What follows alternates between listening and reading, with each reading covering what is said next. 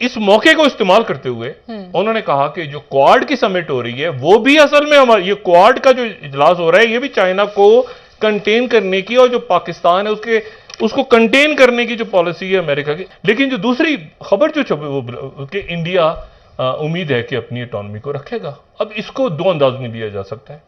एक तो यह है कि अच्छे अंदाज में कि इंडिया अपनी जो गैर जानिबदाराना पॉलिसी उसको, दूसरा यह है कि धरना तो देके बैठा है इंडिया की सरहदों के ऊपर चाइना कि इंडिया कितना आगे जाता है क्वाड पे, क्योंकि इंडिया ऑलरेडी रशिया के मामले पे यूक्रेन के मामले पे एक स्टांस ले चुका है और रशिया से ऑयल ले रहा है और रुपीज में ले रहा है, जैसे कि इटली और जर्मनी ने शुरू कर दिया लेना, तो रूबल्स के अंदर अकाउंट्स खोल रहे हैं। यूरोप के अंदर भी तो क्राइसिस पैदा हो रहा है ना।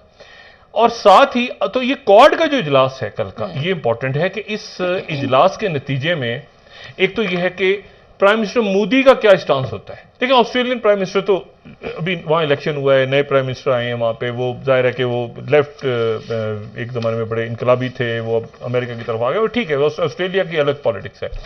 और जापान का तो जाहिर है कि सारा का सारा दारोमदारी उसका दिफाई जो है वो अमेरिका के ऊपर है।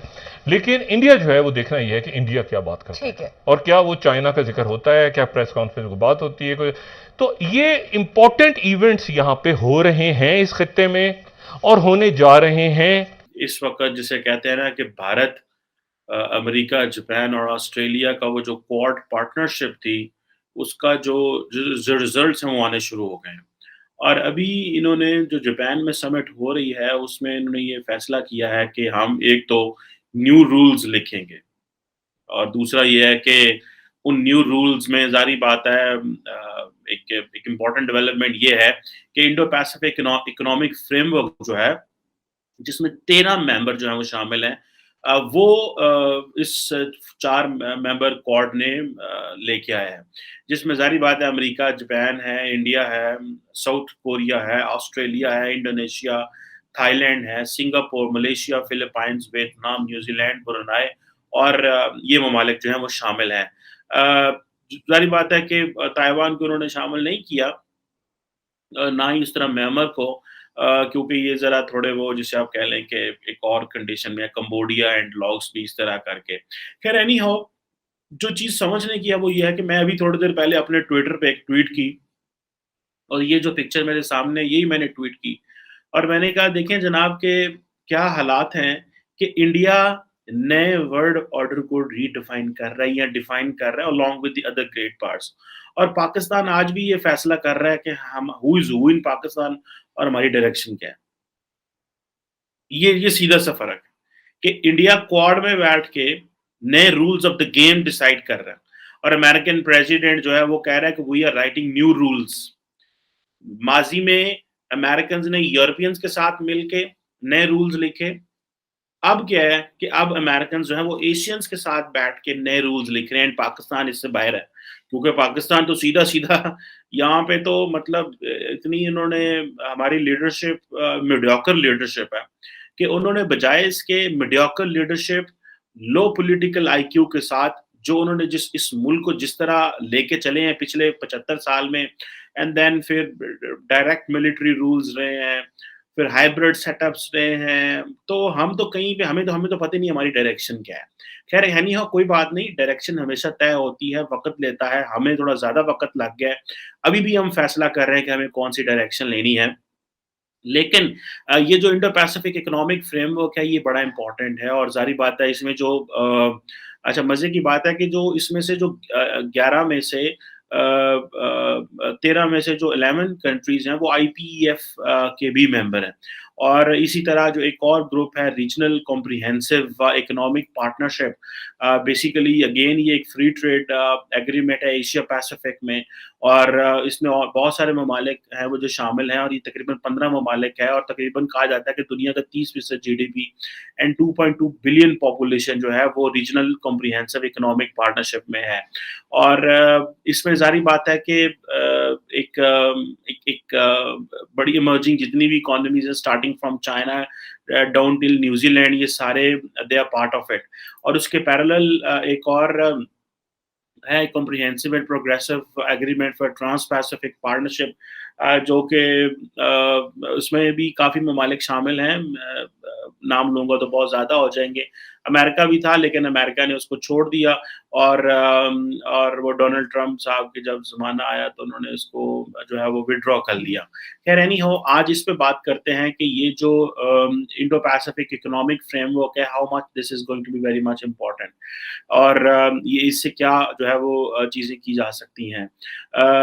अब आप देखें कि ये जो 13 मेंबर ग्रुप बना है इंडो पैसिफिक इकोनॉमिक फ्रेमवर्क, इसमें से 7 जो हैं वो तो comprehensive and progressive agreement for trans Pacific partnership है, जिसमें ऑलरेडी पहले यूएस मौजूद था, वो है जिसमें जापान है, Brunei, Malaysia, Singapore, Vietnam, Australia and New Zealand है। तो बेसिकली इन सारे ममालिक को बड़ा दुख लगा और ख़ासकर जापान उसको अब लीड कर रहा है कि जब डोनाल्ड ट्रम्प ने से जो है वो निकले और वो उस वक़्त टैरिफ्स का मसला था कि वो ज़्यादा टैरिफ्स चाहते थे और इस तरह की चीज़ें।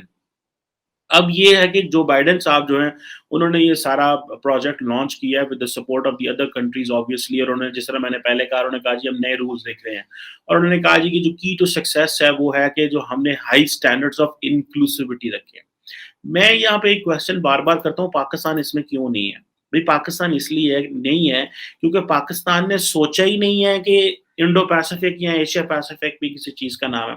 मैं आपको मज़े की बात बताऊँ, मैं वो जो स्टेटमेंट चाइनीज़ फ़ॉरेन ऑफ़िस ने दी, मैं उसमें देख रहा ख़ासकर जो चाइनीज़ फ़ॉरेन ऑफ़िस ने दी जिसमें उन्होंने बिलावल भुट्टो ज़रदारी का भी ज़िक्र किया कि वो भी आ रहे हैं वो भी उसका भी ज़िक्र किया। लेकिन उन्होंने उस स्टेटमेंट में वो जो चाइनीज़ फ़ॉरेन मिनिस्टर वांग यी जो थे, उन्होंने ज़िक्र किया कि जी देखें ये एशिया पैसिफ़िक का नाम इंडो पैसिफ़िक कर रहे हैं। बहुत सारे पाकिस्तानी भी ये कहते थे, नहीं जी इसको एशिया पैसिफ़िक कहें। तो पता ये चला कि ये जो नोमेनक्लेचर्स हैं, इस पे मैं पहले भी बात कर चुका हूँ कि इसके ऊपर कंट्रोल जो होता है वो उन लोगों का होता है जिनके पास ओपिनियन मेकिंग के टूल्स होते हैं।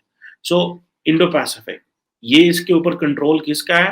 पूरा वेस्ट इसको डिफाइन कर रहा है। चाइना इसको एज़ एशिया पैसिफिक डिवाइड करना चाह रहा है और आप वो देखें वो कह रहे हैं जनाब कि ये जो इंडो पैसिफिक स्ट्रैटेजी है ये बाउंड टू फेल है, ये फेलिंग स्ट्रैटेजी है।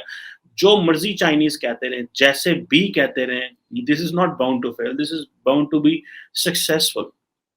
क्योंकि ये जो ममालिक हैं इनकी कौन-सी इकोनॉमीज़ बुरी हैं और वो तो मैं बाद में डिस्कस कर सकता हूँ। लेकिन ख़ैर पाकिस्तान इसमें इसलिए नहीं है क्योंकि पाकिस्तान को पता ही नहीं है कि हमने इंडो पैसिफिक में जाना है कि किधर जाना है। अरब भी हमसे नाराज़ बैठे हुए हैं, अमेरिकन्स को भी नाराज़ कर लिया, यूरोपियंस को हमने नाराज़ कर लिया। ये तो ज़माना था हमें भई डायरेक्शन तय करते हैं। जब 2011 में दुनिया को पता चलना शुरू हो गया था तो एटलीस्ट खुदारा मुस्लिम वर्ल्ड के साथ ही ताल्लुकात वहाँ पे रख लेते। वहाँ पे इंडोनेशिया और मलेशिया के साथ ही एंगेज कर लेते। वहाँ पे किसी और जो है वो ऑस्ट्रेलिया, न्यूज़ीलैंड के साथ अपनी एक्सेस बढ़ा लेते। ना एंटी इंडिया जाते, ना कहते जी कि हम इंडिया मुखालिफ क्या है, इंडिया जो करता है उसको करने देते, लेकिन अपना बायलैटरल ताल्लुकात तो मैनेज कर लेते वहाँ पे। लेकिन हमारा ये होता है कि यहाँ तो हमने एंटी इंडिया जाना होता है और यहाँ फिर हमने वहाँ जाना होता है जहाँ से हमें पैसे मिल रहे होते हैं। तो ये दोनों चीज़ें जो हैं वो नहीं हो रही थी। अब हमें मैं तो काफ़ी देर से अगर आप लोग मुझे देख रहे हैं इस स्पेस के ऊपर तो मैं तो काफ़ी देर से जो है वो शोर मचा रहा हूँ। रिसेंटली जो मैंने एक रिसर्च पेपर लिखा है मैं उसका ज़िक्र करता हूँ आपके साथ French invest in Indo Pacific options for Pakistan. The Beacon Journal ने इसको जो पाकिस्तान नेवी का जर्नल है उसने उसको पब्लिश किया था। और मैंने वहाँ पे उसपे along with my one of the professors हमने वहाँ पे रिकमेंडेशन दी थी कि क्यों पाकिस्तान को इंडो पैसिफिक में जाना चाहिए और उसकी क्या जो है वो हमें फ़ायदा हो सकता है। लेकिन अनफॉर्च्यूनेटली हमें उसकी वो लेकिन अभी एक टर्म जो मैंने बोली है उन्होंने कहा जी हाई स्टैंडर्ड्स ऑफ इंक्लूसिविटी। ये वो टर्म है जो जो बाइडेन इट मीन्स कि more people can join us. जो क्वाड का इजलास है उसमें देखना ये कि उसके एलामिये में चाइना का जिक्र खैर आता है कि नहीं आता, क्योंकि दो बातें चाइना की तरफ से बड़ी इंटरेस्टिंग, दो बयान बड़े इंटरेस्टिंग आए। एक बयान जो ग्लोबल टाइम्स, क्योंकि चाइना का ही मौका बयान करता है ग्लोबल टाइम्स ने पहले ही प्रीएम्प्ट किया है और वो प्रीएम्प्ट से मतलब है कि पहले ही बात कर दी है कि India expected to maintain autonomy. कल का जो एलामिया आता है उसमें चाइना का जिक्र है अभी तक, तो ये बात इंपॉर्टेंट। दूसरा एक और काम हुआ है, वो ये हुआ है कि बिलावल भुट्टो जरदारी साहब चाइना गए और चाइना जाके उनकी वजीर खारजा के साथ मुलाकात हुई, बड़ी अच्छी मुलाकात हुई। और मुलाकात उनकी जो है वांगली साहब के साथ हुई और उसमें जो है वो हम देख भी सकते हैं कि इसके बाद जो प्रेस कॉन्फ्रेंस हुई वो प्रेस कॉन्फ्रेंस ही गायब हो गई। उस प्रेस कॉन्फ्रेंस में क्या किया जनाब, चाइना के वजीर खारजा साहब ने कि उन्होंने अमेरिका को रगेद दिया। अच्छा, बिलावल साहब के साथ खड़ा करके अमेरिका को रगेद दिया।